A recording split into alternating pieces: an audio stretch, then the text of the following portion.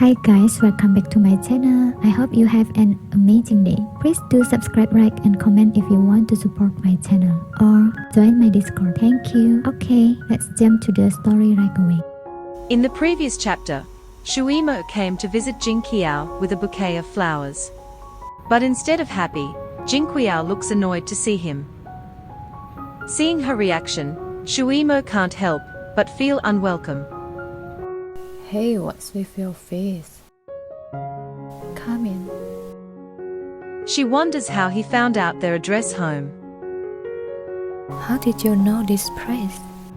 Since it's his first time coming there, he used this chance to look around the house. I ever came here when the house was still being renovated. What's more, you're the one who is the third party. Brett. Then are you and your brother is legally married? That's... These two are still the same as usual, like to make fun of each other. Shuimo then takes a seat on the sofa next to the box of wool before talking back to Jinqiao. Since you and my brother got married, my relationship with my brother has not been very stable. Jin Shuimo blamed her for ruining their brothership to tease her back. He happens to notice the wool next to him. Huh? Why did you buy so much wool? He is curious why she would order so much wool. It wasn't me, but my friend who bought that. He wants me to knit her a scarf. Jinqiao then tells him the story behind the wool. Hearing that she is going to knit a scarf, he couldn't help but to request one as well. You want to knit a scarf? Then knit me one too. Jinqiao, who is still focusing on the flowers, pauses putting the flowers into the vase. Reacts in surprise after hearing his request. What? She is so surprised because why he would ask her for knitting him a scarf, isn't it something a lover would ask? Shuimo gets back into his sense after asking the handmade scarf too bluntly. Big surprise, huh? For this young master to want it. That means I think highly of you. Jin Shuimo quickly straightens the awkwardness by adding some arrogant words. Jing Chao of course rejects his request to tease him back. Oh, I refuse. You? So petty. Getting rejected, he feels a little disappointed even though he still acts like teasing her. After some greetings, Jing Chao finally changes their conversation to the main topic and asks him the reason why he came. So, why did you come here? Jin Yansen is not at home now. If you want to find him, you need to go to his company. I didn't come for him, but for you. Do you have a friend named Bai Bing? It turns out he came to ask her about Bai Bing. Yes, she also is your friend. What's the matter?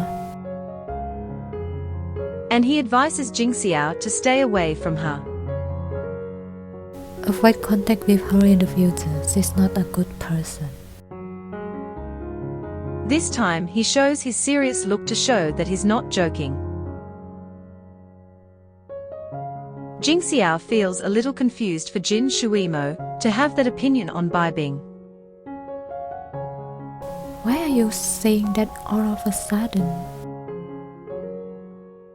Is that something indescribable? But she still tries to tease him. Happened between you two when I was not around? Since what she said hit the nail on his head, Shuimo reacts in shock. You? He couldn't answer it because it's the fact that something did happen. And he gets irritated somehow because Jinqiao doesn't take his words seriously. Forget it. and is not in the mood to tease her back. He stands up and is planning to leave. However, he still emphasizes what he warned her. Believe it or not, I have reminded you anyway. And leaves.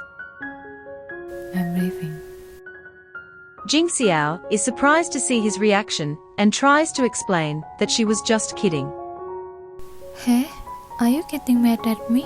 I'm just kidding. Jin.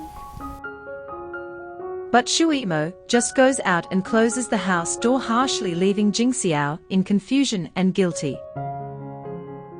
He's so weird. She has never expected that he would get offended so easily.